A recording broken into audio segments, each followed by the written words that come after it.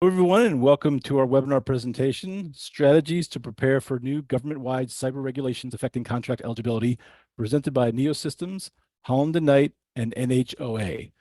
I'm Don Carnevale, Director of Marketing at NeoSystems, and I'll be the moderator for today's event.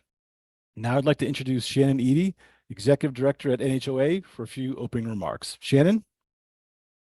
Aloha and good morning, everyone. Well, if you're in Hawaii like I am, good morning. For everyone else, good afternoon. As Don mentioned, I'm Shannon Eady, Executive Director for the Native Hawaiian Organizations Association, or NHOA. On behalf of our organization, I would like to thank NeoSystems and Holland & Knight for co-hosting this webinar on a topic of importance for our federal contracting community.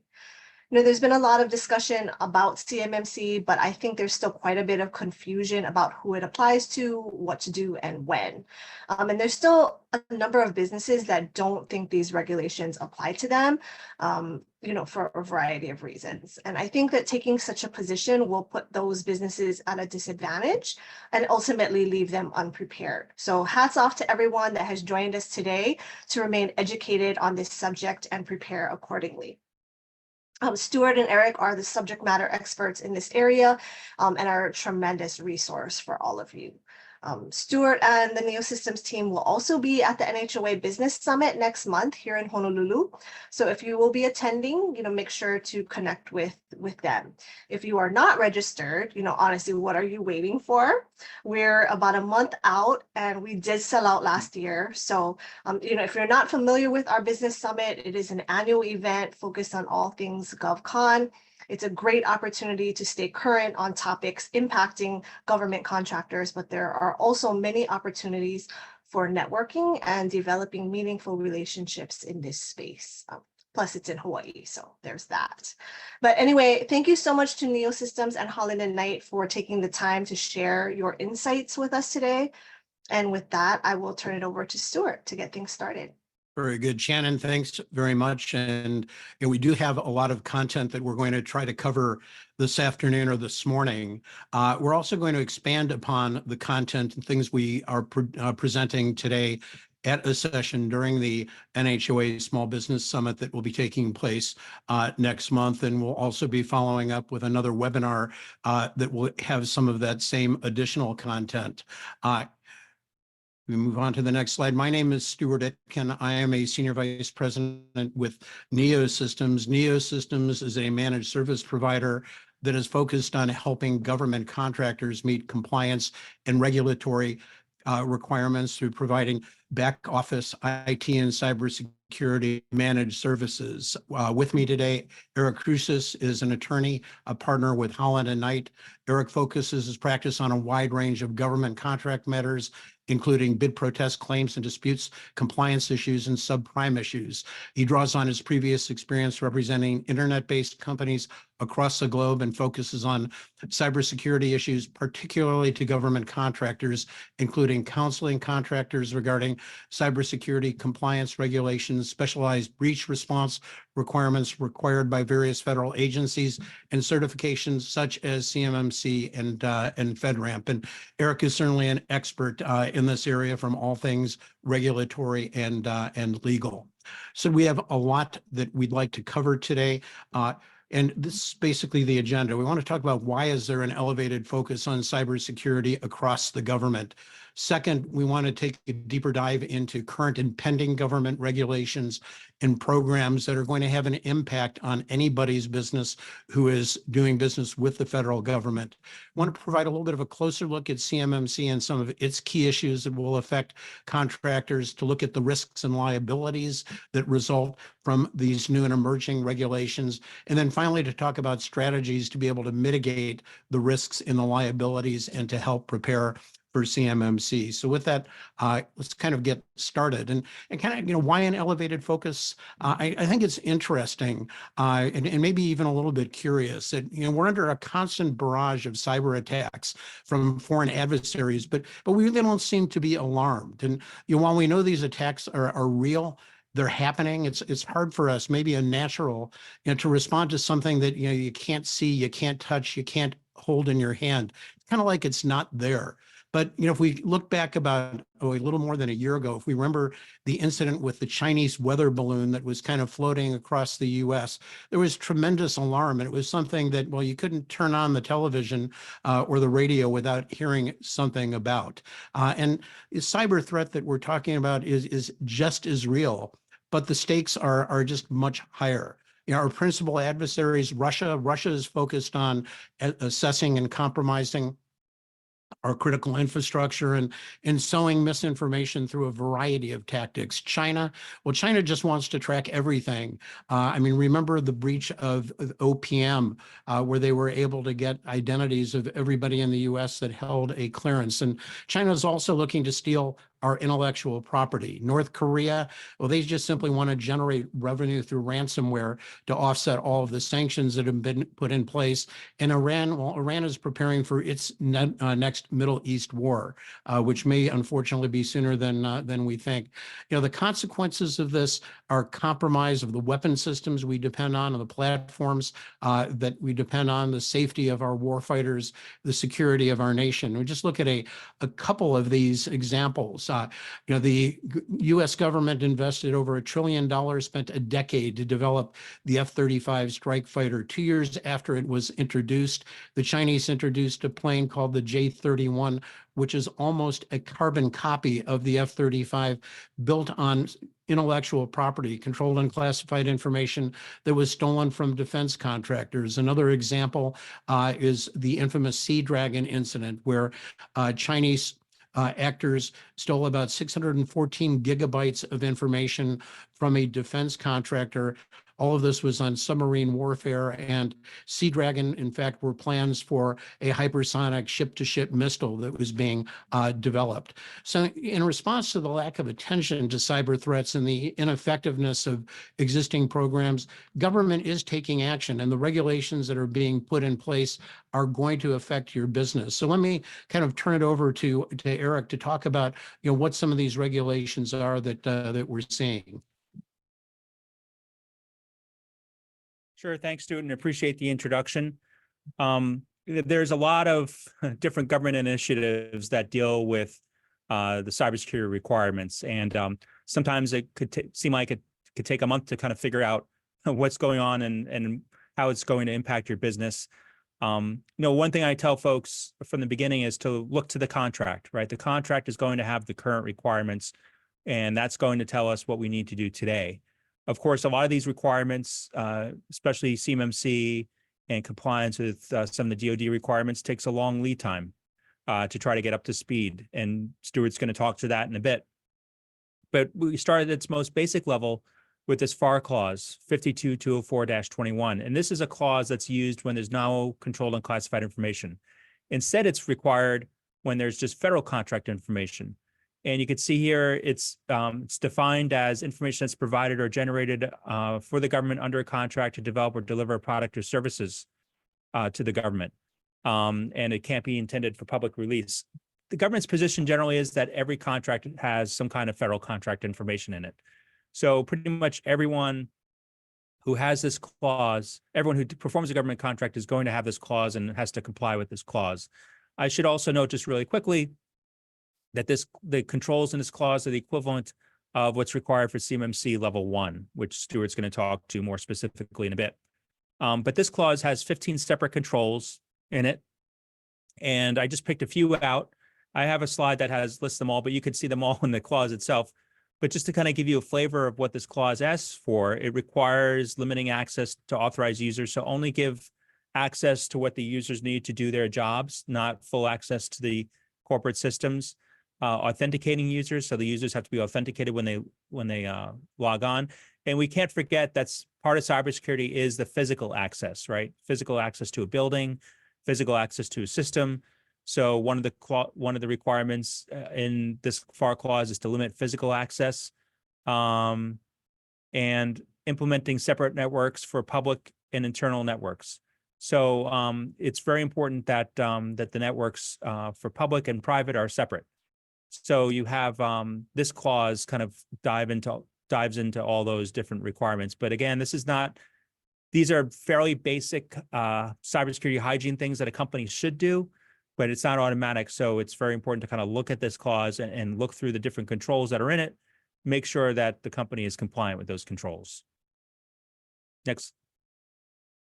So a lot of the other initiatives, when you have controlled and classified information, involve compliance with NIST Special Publication 800-171. And if you've been following this at all, you're probably sick of hearing about NIST 800-171, but it's fairly important to keep track of.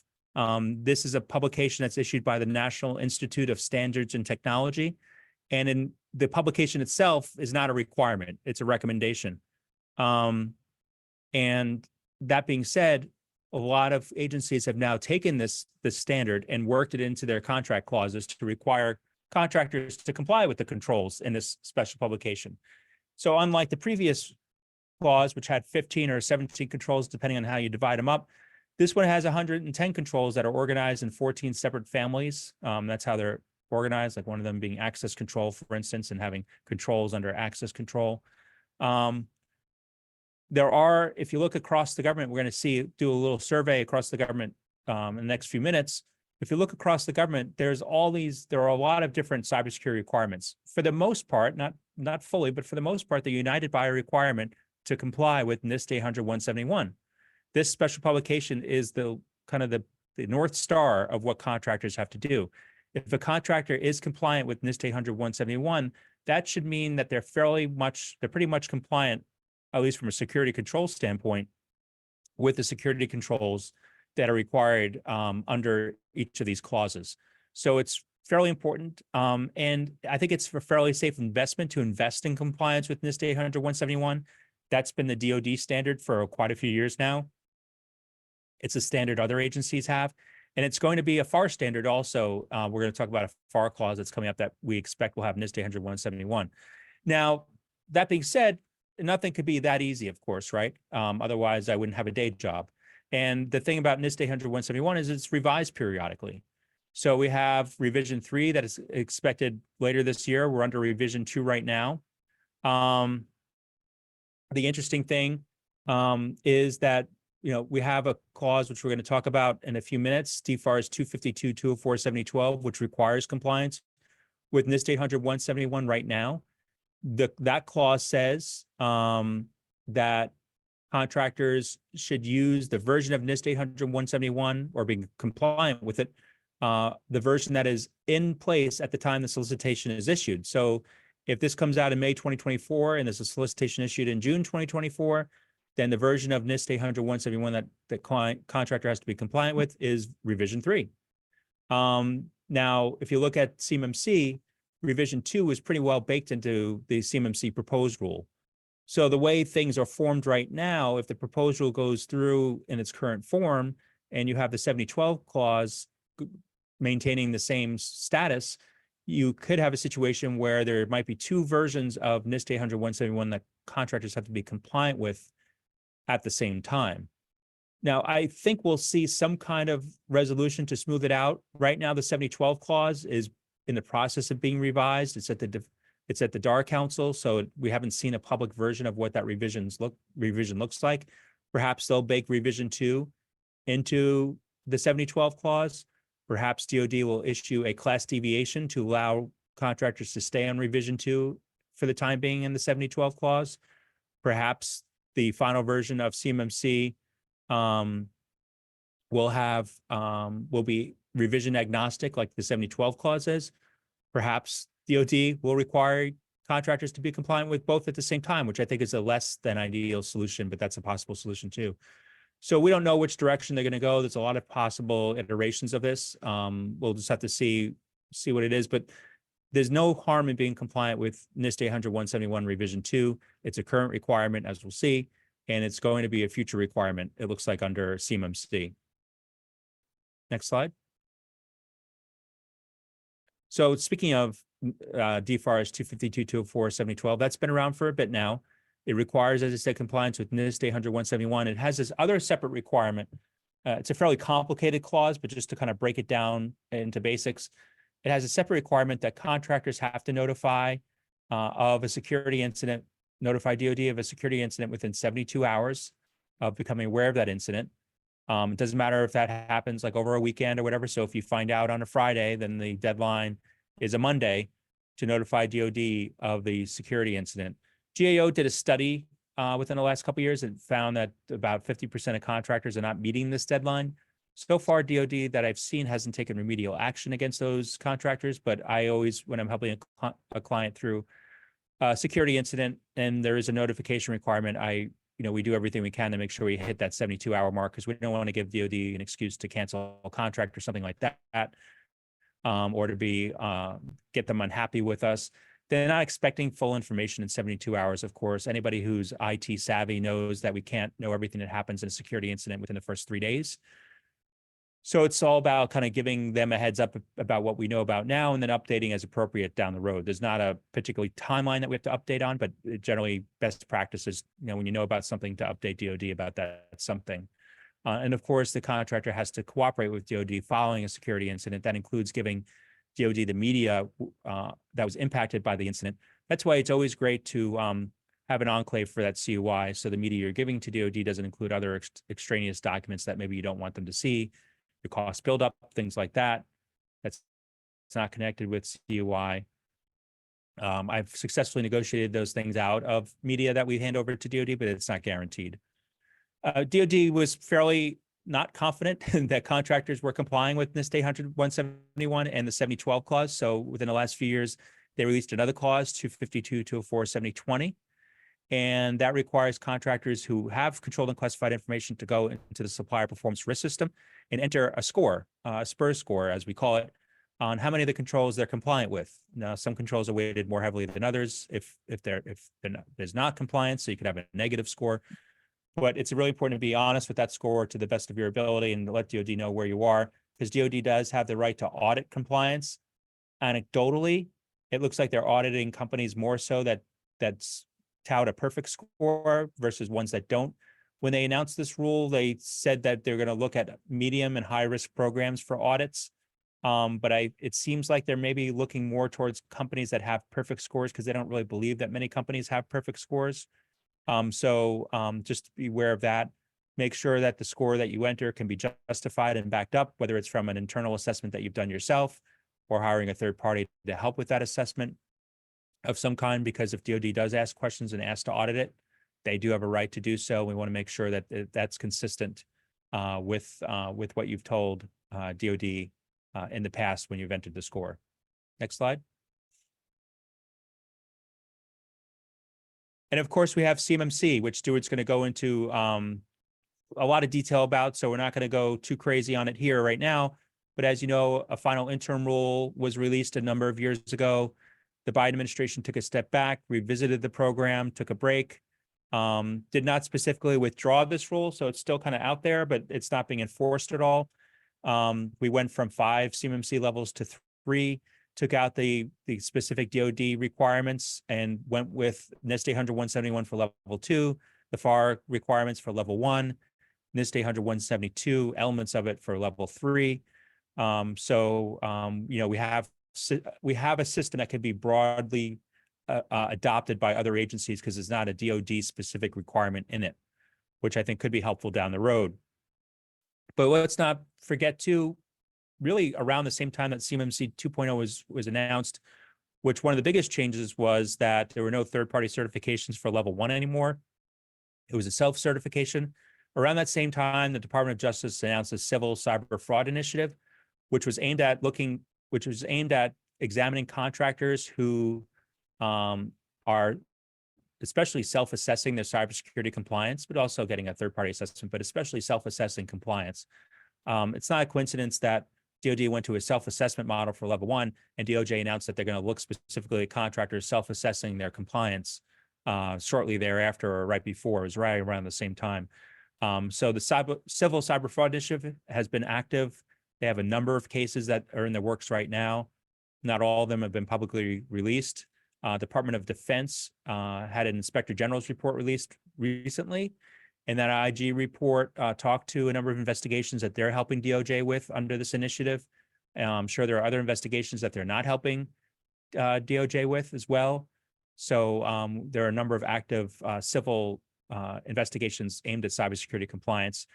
And we also can't forget that in DoD also wrote a memo in the summer of 2022 by John Tenaglia to the contracting staff that said, hey, you should make sure that your contractors are compliant with NIST 800-171 and or their other cybersecurity requirements. And if they're not, you have to make sure you have to take remedial action to ensure compliance, whether it be termination for convenience or default or some other less drastic action. It's really on the contracting officer to make sure that their contractors are compliant with all the terms of their contracts, including and especially cybersecurity clauses and requirements. And then, of course, we were anxiously awaiting the proposed CMMC rule that came out on December 26, 2023, conveniently, when we all can spend our Christmas pouring through the document.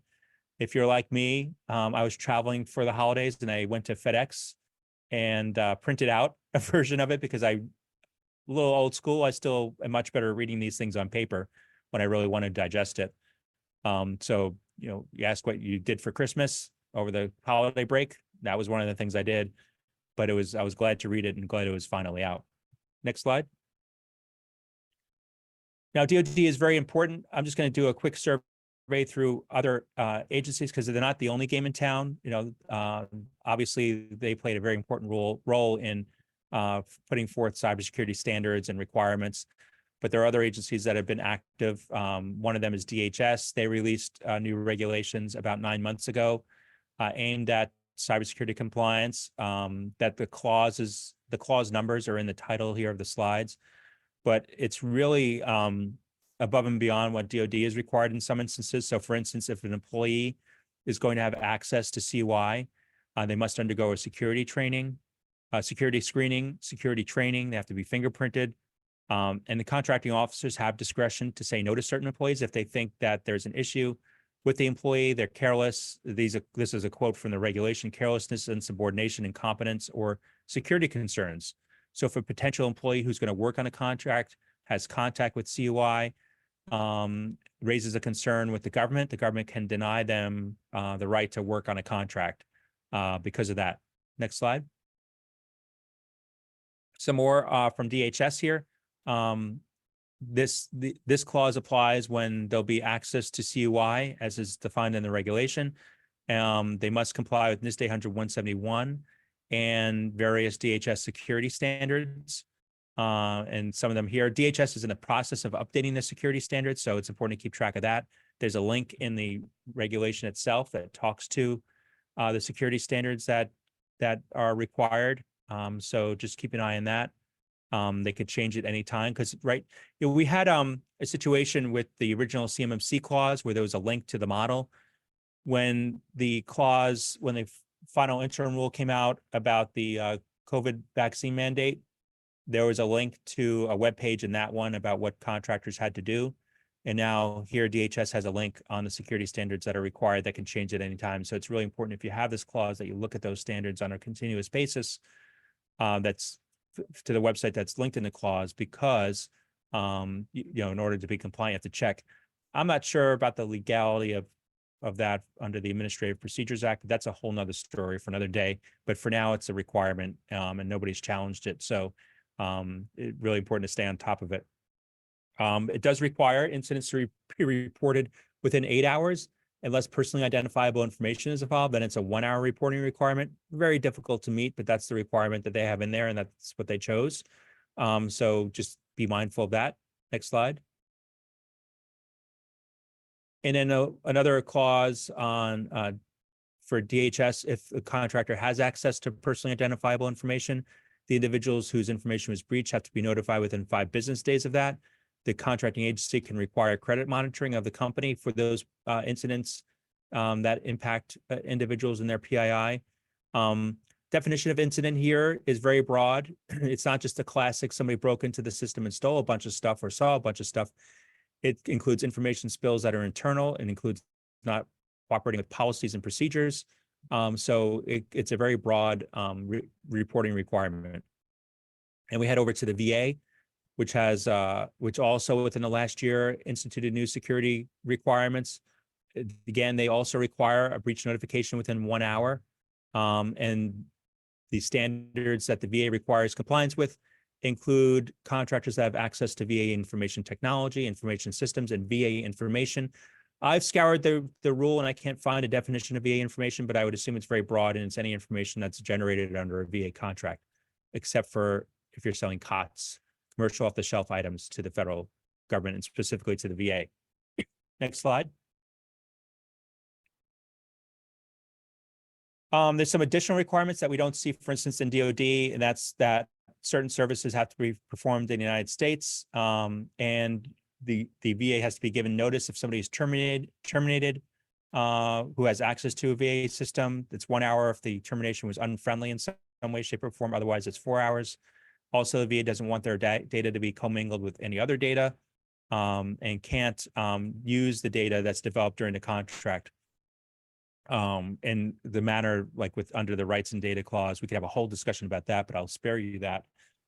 So the last point here is very important. The VA has a right to make on-site inspections and audit IT resources. So just keep that in mind if you see this clause in your contract. Next slide. And if you are in Hawaii, that might be an incentive for them to come visit as well, if that's where your systems are. They can withhold payments if you're not compliant. Breach notifications have 13 separate pieces of information. And there's annual training involved, just like DHS. You see a theme here with a lot of these clauses. They require a lot of the same things, but there are important but subtle differences as we go to the next slide. So I think this is the last one. This is really interesting. If there is a security incident that involves access to sensitive, personally identifiable information, the contractor is subject to what's called liquidated damages. There's actually a blank in the regulation itself where the contracting officer fills it in. And that's how much in damages the contractor would owe the government if there's a breach on a per record basis. So say the government fills in $3 and there's 1 million records that are impacted. That's a $3 million essentially fine that the government receives from the contractor that the contractor has to pay. So just keep that in mind when you see this clause. This is a fairly new clause. And see if it's being filled out or not. Next slide. We have NASA. There are NASA policies and procedures. NASA is pretty complicated. It has this regulation 1852-2476, and this regulation kind of refers back to generally to NASA's policies and procedures online. They include everything under the sun, including NIST 800-171, but within the clause itself, there's a requirement for an IT security management plan and an IT security plan. The management plan is associated with the contract itself. The IT security plan is not specific to the contract. The latter must be given to the government within 30 days of contract award. And just like with the previous agencies, you have to give access to the government to your facilities, databases, and things during the performance of the contract. Next slide. So we're seeing a theme here on access, right? That the contractors have to give access. And here we have a new requirement that is coming down later this year. This would not just be specific to one agency, but would be a FAR clause. And this would require a breach notification with hours and then follow-ups every 72 hours. Again, here the definition of breach notification of incident is very broad, which will require breach notification. Again, the government can have access to those systems separately, but also in this rule, the contractors are going to have to maintain and develop software bill of materials, also known as SBOMs. That's an important initiative that the government has that I think we'll see in the final rule as well. I expect this rule will be finalized sometime later this year. It took comments until early February. Next slide. This rule has additional requirements for contractors on cybersecurity standards, but it's a little bit narrower in scope where it only applies if a contractor is using a government information system. So it does not require it to be fully, it's not applied to a broad-based number of contractors. And it allows indemnification to the government for any kind of unauthorized disclosure. And again, I think this will be finalized late 2024. Next slide, as we almost wrapped up this section. This is a forthcoming rule that I think will require NIST 800-171 to be required by everybody, just like it is in DoD. They're working on the proposed rule. It was at OMB. It was sent back to the FAR Council. The FAR Council has it now. I expect they'll send it back to OMB fairly soon for release, hopefully this time, so we can see what it says. And I expect the final rule will come out sometime next year, and that will require NIST 800-171 across the government. Now we have kind of piecemeal, and the piecemeal will be piecemeal no longer. Next slide. And that just goes to show how important NIST 800-171 is. When we think about the future, there's some things that, we should kind of be mindful of. One is the initiative to go to a zero trust environment.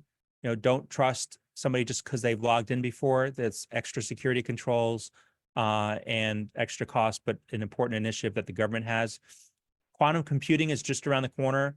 That gives computers the ability to break code and break algorithms and things that have been secured before because they're encrypted. Maybe will no longer be secure because they're encrypted, and that's going to change our regulatory scope. There'll be a higher level of encryption that's required to beat back what the quantum computers are able to do. And international, a lot of the contracting base that the U.S. uses is overseas, and they're in the same position as contractors in the United States. Those folks are going to also need to have resources available to them to get certified under CMMC and to be able to perform these contracts, because the Department of Defense and other agencies are reliant on their overseas partners. Next slide, and I think it's off to you, Stuart. I think you're right. And I think, just to maybe put in perspective, the points that you've made, there's so much focus on DoD, there is so much focus on CMMC, but there needs to be a recognition that these requirements really apply to other agencies, other departments, and the type of enforcement that we're seeing the DoD take on. We expect to see the same type of enforcement either put in place very soon, if not already there, for other agencies. And we'll talk about some of the risks and liability that's associated with this in just a couple of minutes. So let's talk a little bit about CMMC, and we don't have time to walk through the program and its requirements in detail today. We have a number of webinars, recorded webinars on the NeoSystems website, which can provide more information to you on the timeline about the program, about the requirements. What I'd really like to focus on is three elements that will have an impact on your business, and what we expect DoD contractors to kind of have to respond to with respect to these particular requirements. And specifically, I'm referring to the timeline. It's going to happen sooner than many organizations envisioned, and it's a matter of being ready for it, and being ready really becomes a matter of award eligibility. Second is the use of external service providers, and third is the requirement for personal affirmation of assessment results. Now, we know that CMMC has three different levels as it's described in the proposed rule. Level 1 affects about 220,000 organizations that only handle FCI. They need to, under the proposed rule, self-assess under a smaller set of requirements, or 17 requirements. Level 2 affects about 80,000 organizations that handle CUI, and level 2, about 80,000 organizations. Level 3, about 1,500 organizations that have a highly sensitive CUI that have additional security requirements beyond the 110 controls that we find in 800-171. What's interesting to notice is that we talk about an organization being level 1 or level 2, and level 2 organizations may sit and think that, gee, I've satisfied all of my level 1 requirements because the 2 are cumulative. However, what we've recognized in many organizations is the scope of their FCI, or where their FCI is located. The people that handle their FCI is much broader than the scope for CUI. And sometimes these organizations really are required to do 2 assessments, one for their level 2 environment, and one for their level 1 environment, one for their level 2 environment. So kind of looking at the timeline, as Eric said, the proposed rule was published the day after Christmas on 2023. It went through a period of public comments, and right now we're in the state of the adjudication of the public comments that were received. If we kind of look at the steps that need to occur, they need to be adjudicated. OMB will review this, and ultimately the final rule will be published. The timeline here is notional. It's kind of the best judgment of a number of people when these things will occur. And we're kind of estimating that the final rule will be published in January of 2025. There's a 60-day period before it goes into effect. So making these assumptions, the rule would go into effect in March of 2025. And then we see it go through a series of different phases or stages. Stage one, by this timeline, that if you receive or expect to receive an award between the 1st of March and the 31st of August in 2025, the requirement is that you must have completed and submitted a self-assessment with a minimum score of 88 or 80% of the controls as having scored as met, with none of the required items falling into the not met category. And any items that have not been satisfied, any POAM items, need to be resolved within 180 days. If you expect to receive a contract award or a renewal between September 1st, 2025 and the end of February 2026, then you must complete what is called a conditional assessment, or you must have an assessment completed by a third party, a C3PAO, and that assessment must have a minimum score of 88, same requirements, and POAM items must be resolved within 180 days to remain, or for you to be able to continue to work on that award. And as of 3/1/2026, the requirement will be, as a condition of award, you must have completed a C3PAO assessment, and you must have received a certification, meaning that you've gotten 110 out of 110 of the 171 controls marked as having met. So this is kind of the, we look at it from the timeline, and we look at it and say that this kind of seems like there's a long time to be able to address this. But if we simply look at somebody who is looking at a contract award in phase 3 as of March 1st, 2026, if we kind of look through the steps working backwards that an organization needs to go through to be able to have an assessment, to be able to remediate any POAM items, to prepare for the assessment, and to really take the steps that are required to be able to satisfy all of the requirements. If it takes only 12 months for them to go through and get ready, they would need to start no later than August of this year to be able to be fully ready and contract eligible for an award on March 1st. And that was kind of working backwards from the award in February, the time that it would take to be able to remediate POAM items and so forth. So you don't have a lot of time to be able to wait to start the process to get ready.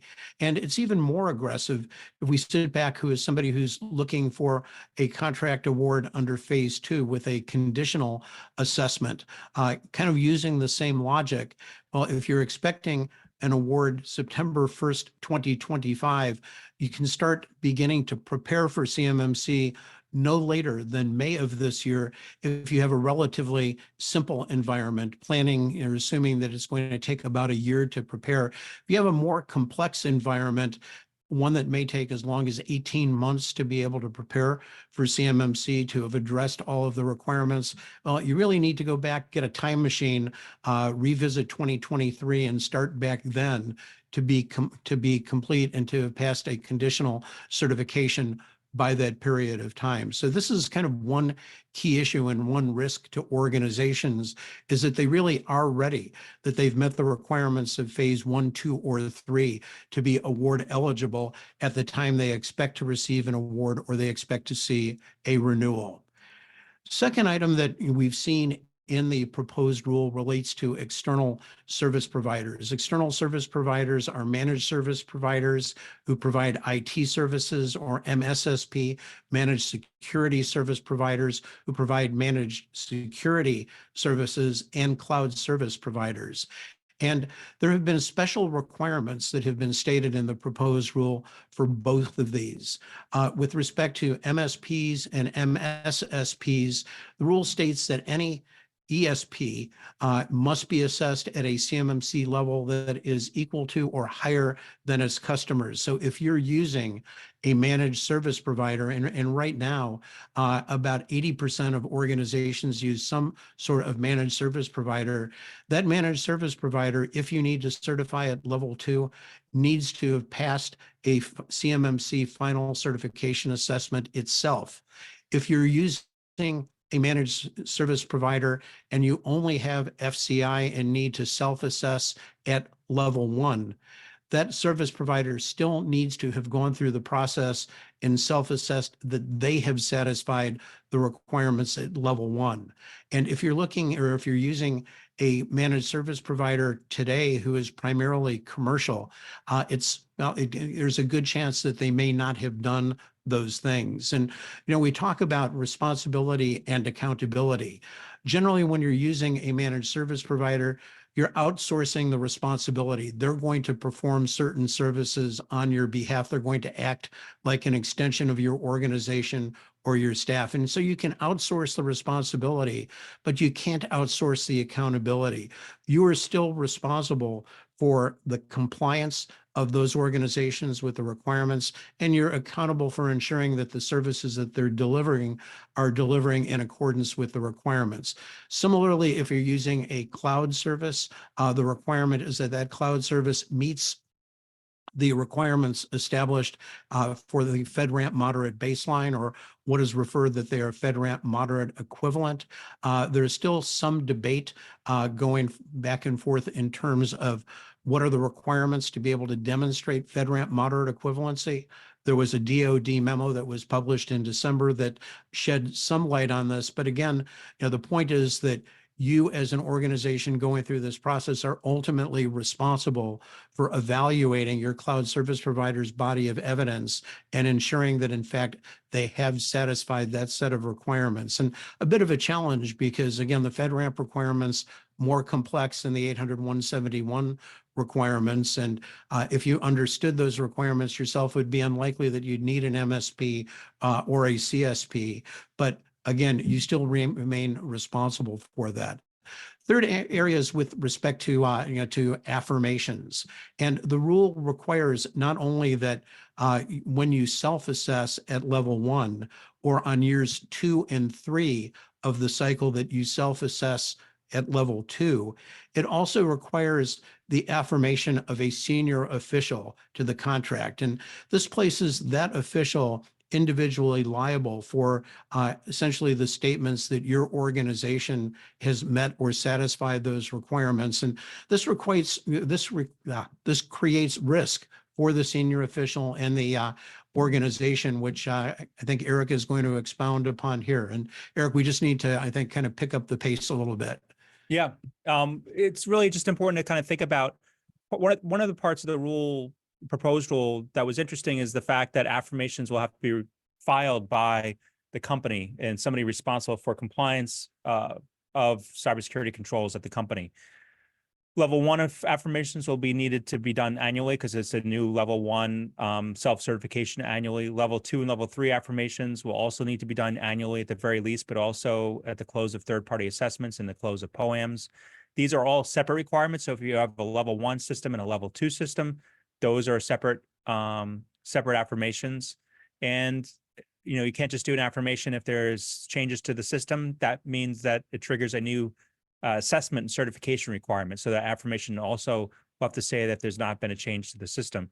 But this obviously creates False Claims Act risks and other risks for the company. Let's go to the next slide to talk a little bit more about those risks. Some of these risks include a loss of a contract if there's a termination because the affirmation was not complete or not accurate. If the government loses confidence that the company is operating in a manner that is responsible, that could lead to suspension, debarment, and of course, if there are breaches, there are lawsuits and investigations and a loss of reputation by the company. We still remember the names of those companies. I won't name them here that have suffered major security breaches, and that impacts the ability of that company to do business in the future. maybe not fatally, but it does impact the revenue. And of course, the cost of breach responses and breach recovery, whether it be paying ransom, paying a third-party forensic examiner, paying for attorneys to help with the matter. So all those things are costs. And of course, we have the False Claims Act. Next slide. And that's a vehicle that the government uses quite frequently in order to ensure compliance. We have two cases here. We have the first page of each complaint. The government has already intervened into one of them. It's thinking about intervening into the second one. But we both are against universities, coincidentally, for not complying with the cybersecurity controls. And what this is there was a whistleblower that came in, blew the whistle. DOJ investigated, if there was a basis for these cases, and at least with the Georgia Tech case, it has said, we do see a basis, so they've intervened into the lawsuit, and now DOJ is prosecuting this case. Essentially, it's a civil case, but they're prosecuting this case against Georgia Tech. So these are really expensive cases to defend, and the penalties for the False Claims Act are treble damages, 3 times the damages. In addition, there's about a $20,000 penalty for each invoice that was submitted under false pretenses. So you think 10 invoices a month or something like that, that's $200,000 a month by however many months there is. Adds up very quickly. False Claims Act cases are difficult and expensive to defend. So the best thing to do is to be compliant up front if you can help it, and avoid this parade of horribles that is happening to a lot of companies right now. Next slide. Back to you, Stuart. Great. And so, again, I think in recognition of the liabilities that exist and the risk that exist for companies, the question is, what is that you can do to really mitigate or limit that liability? And I think, the first one has to do with respect to affirmations. I think that we've seen a lot of organizations in the past that have simply, looked at, seen the requirements, and somebody has said, sure, I'll sign this, and kind of passed it on. And the lack of enforcement, I think, kind of contributed to that type of behavior. Now that the homework is being checked, and now that there are penalties, if somebody has not verified that the results as submitted are accurate and correct, and especially if it can be determined that they were intentionally falsified. Again, as Eric said, the liability of the organization is pretty severe. How do you protect yourself against that? Well, there's a couple of things that an organization can do. One is that you can work with an outside assessment organization and have them go through and effectively validate your results, or better yet, hire that organization as the one that is doing the assessment on your behalf. And while the requirement, again, may be self-assessment and you don't need to use the C3PAO, if you're that CEO, if you're that CIO, that CFO that is signing that piece of paper on behalf of your organization, year 2 and year 3 for your level 2 self-assessment, you may want the assurance of a third party and to have that to be able to point back to be able to document that, in fact, you had evidence that substantiated the report that you had made to the government, the information that you had submitted into the SPRS system. The other is to be able to work with a solution that has been broadly judged or assessed independently to be compliant. And so an organization that may be working with a solution from a managed service provider is a kind of a purpose-built solution that has been assessed and determined to meet a certain number of requirements under 800-171.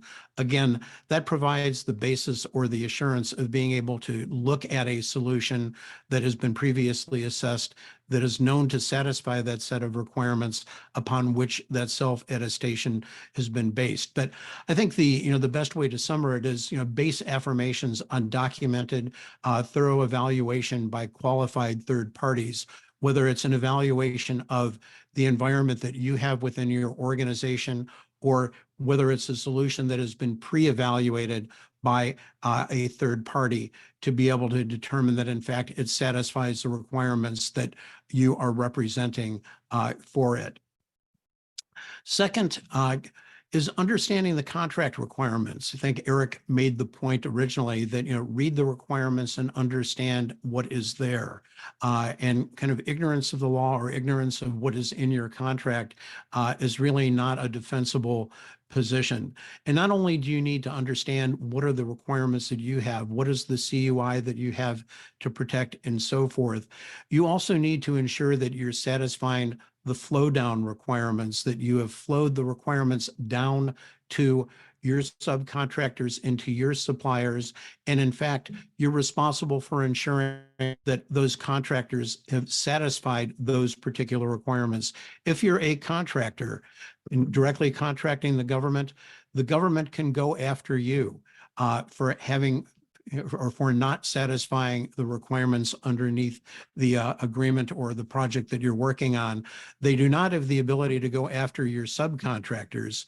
However, they do have the ability to hold you accountable for the actions of your subcontractors and of your suppliers. So understand the contract requirements, ensure that you've satisfied the flow down requirements, and ensure that those to whom you've flowed those requirements down are in fact satisfying those requirements on your behalf.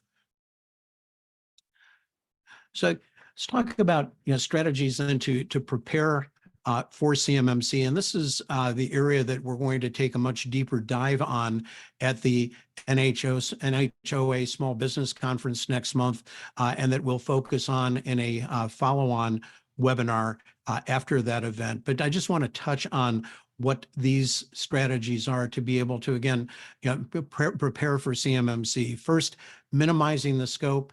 Second is understanding and managing cost. Third is sharing responsibility by leveraging third parties, managed service providers, managed security service providers, and cloud service providers, and looking at outsourcing rather than kind of doing it yourself, to consider migrating to a modern purpose-built IT architecture and implementing a standard solution rather than trying to do a lot of customization. And let me just take a moment to kind of double click on a couple of these. When we talk about scope is not just IT. If we're looking at level 2, if we're looking at level 1, it's anybody who handles CUI or FCI is in scope.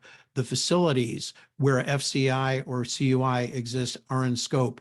The third parties with whom you share that information is in scope. Contractors, subcontractors, as are those that are providing security services to you. And in some cases, the tooling, the capital equipment, the OT, the IoT, at least needs to be inventoried in your system security plan. And if you don't reduce the scope, then your entire enterprise will be in scope. You'll need to ensure that the organization as a whole has satisfied all of these requirements. So an option is to look at enclaving or kind of creating a smaller environment that is subject to the regulations, but leaving the rest of your business unaffected or not subject to the 800-171 requirements of your government contract. And we need to remember that it's business process that is really driving where CUI exists. So you need to look at your business processes with the understanding that technology is only there to be able to support business processes. Third is, if you're looking at being able to kind of minimize the expense, you need to understand what the expenses are that are associated with satisfying these requirements under the agreement, and understanding that it's not an event, it's not a destination to be able to satisfy NIST 800-171 and the DFARS and to get a CMMC certification. It's an ongoing journey that you need to be able to maintain compliance, not just kind of reach the threshold of being able to have passed the assessment. And if you look at the cost of achieving compliance, those are kind of the one-time costs to get you compliant. It's the ongoing costs that are the costs that keep you compliant, but often those are the costs that people ignore when they look at and try to manage the things they need to do to be able to really have the lowest cost solution and to be able to ensure that the solution that they're putting in place is one that is satisfying all of the requirements. Again, it's not just achieving compliance, it's maintaining compliance, and there are costs and things that you need to do that are associated with both of those.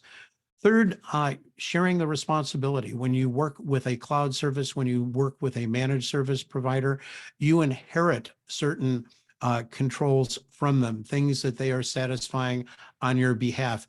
There is a requirement to provide security training. Your MSP may be providing security training. You inherit that requirement for them. And so again, you can certainly reduce the work that your organization needs to do by working with a managed service provider, a managed security service provider, and recognizing that they can either have some of those responsibilities in total, or they can share some of those responsibilities with you, or they can enable you to be able to satisfy those responsibilities. Similarly, cloud service providers, cloud services that meet the FedRAMP requirement will again provide inheritance of the requirements that they satisfy, things like ensuring the data center is secure. They've got that covered for you. The visitor log to the data center, they've got that covered, but they're only satisfying those requirements for the service themselves, and that you will retain some responsibilities that you will likely share with your managed service provider. Third, I'm sorry, the final one, the fourth one is really, should you look at taking this on yourself, or consider looking at a pre-built, kind of a purpose-built solution to be able to meet these requirements. And again, we'll go into this in more detail in a subsequent webinar and during the NHOA conference in about a month's time. But the real point is that we urge organizations to consider migrating to a modern purpose-built IT architecture as opposed to trying to build it their own. I mean, think of building your own house versus going in and building one or buying one that's already been built. And when you choose a solution, look for one that is fairly standardized. The more customization, the more changes you make to it, the more opportunity you've created to do something that is going to go outside of the requirements that that purpose-built solution was originally intended to satisfy. So again, I know we've gone through a number of things. Don, I'm not sure if there are a lot of questions or any questions that have been submitted. Any that have been submitted, we will respond to with an email, as we have in past webinars, providing answers in writing to all of the answers we've received. So, Don, do we have time for one or two questions before we sign off? I think we do, Stuart. We're going to jump in here. The first one I think is more for Eric. Eric, what are the potential penalties or consequences for a false claims suit? Kind of talked to that a little bit, but I think it's, as the saying that Stuart likes to use, which I think is great. Let's double click on that. You have, the treble damages, and you have the per invoice penalty, and that's leverage that the government, the Department of Justice and the government can use in order to pressure a contractor to settle or to push it along. Very few False Claims Act cases go to trial, but they do exact a lot of burden on the company that's subject to them, and that's besides all the other consequences that I kind of mentioned: reputational harm, loss of contracts, suspension, debarment. It's not a great menu of options right there. It's much cheaper to be compliant up front. Easy for me to say sitting from here. Of course, compliance is not cheap, but it's still cheaper than the alternative. Great, thanks. And I think the last question we can get to is, we do both commercial and government contracting work. Does our entire business need to satisfy the CMMC regulations? That's a great question, and it's a situation that we see a lot, and this is where the opportunity to create an enclave, to be able to put certainly the IT, the data, but also the people in the facilities that are involved in supporting the government contractor, kind of isolating it from the rest of that business. That reduces the scope of what is subject to regulation, and essentially, that would become the portion of your business that would be assessed by a C3PAO. So kind of, creating an enclave, putting that part of the business, the people, the IT, the facilities that are related to doing work under your government contract, certainly as a way to reduce scope, reduce cost, and reduce the risk that's associated with meeting the requirements. Great, thanks, Stuart. So we are at the top of the hour, so we certainly want to be respectful of everyone's time. I want to thank Stuart and Eric and Shannon for being here today and presenting to our audience. We got a few questions regarding the slide deck. We will be making the slide presentation deck available. We'll be sending all the registrants an email the next couple of days with a link to download that, as well as a link to view the recording. If you want to watch that again or share it with any of your colleagues, you'll have the ability to do that. So again, thank you all for attending today, and we wish everyone a great afternoon and great evening. Thank you. Thank you.